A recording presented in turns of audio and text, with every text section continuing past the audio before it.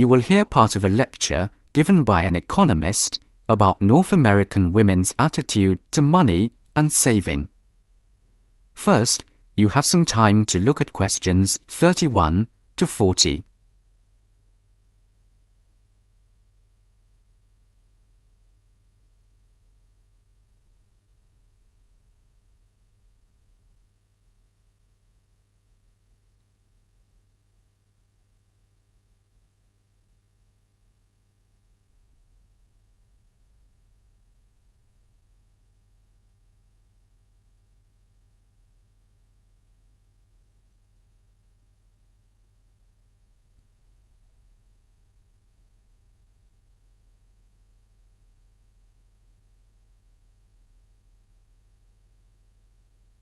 Now listen carefully and answer questions 31 to 40.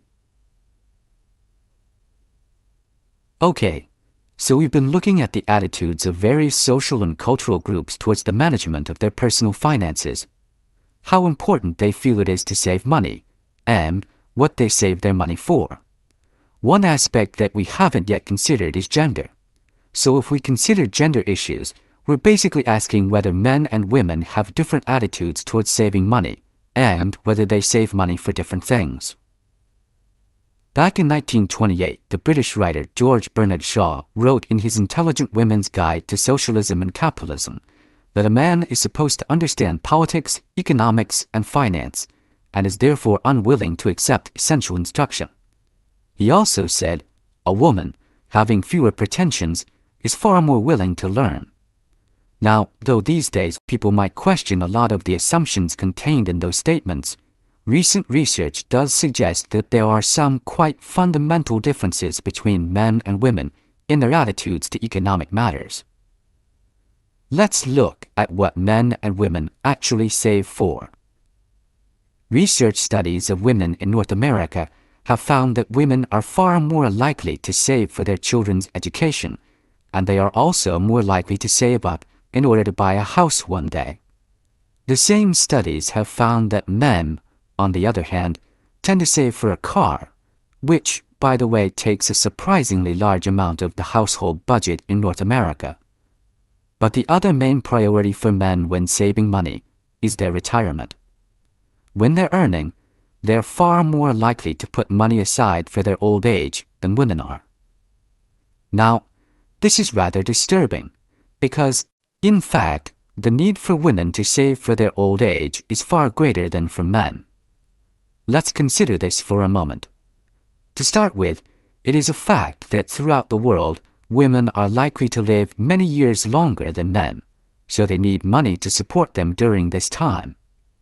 Since women are likely to be the ones left without a partner in old age, they may therefore have to pay for nursing care, because they don't have a spouse to look after them.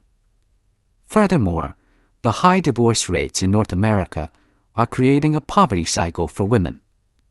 It is the divorced women who will most often have to look after the children, and thus they need more money to look after not just themselves, but others.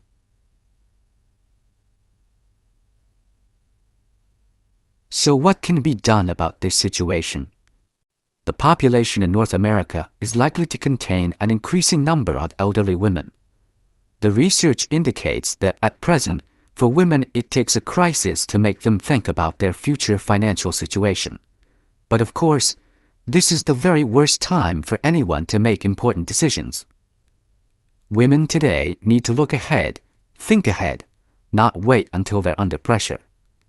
Even women in their early 20s need to think about pensions, for example, and with increasing numbers of women in professional positions, there are signs that this is beginning to happen. Then research also suggests that women avoid dealing effectively with their economic situation because of a lack of confidence. The best way for them to overcome this is by getting themselves properly informed so they are less dependent on other people's advice. A number of initiatives have been set up to help them do this. This college, for example, is one of the educational institutions which offers night classes in money management, and increasing numbers of women are enrolling on such courses. Here, They can be given advice on different ways of saving.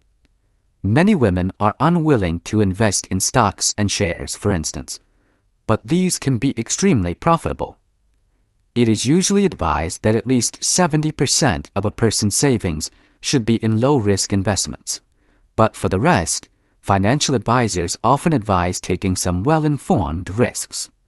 Initiatives such as this can give women the economic skills and knowledge they need for a comfortable, independent retirement.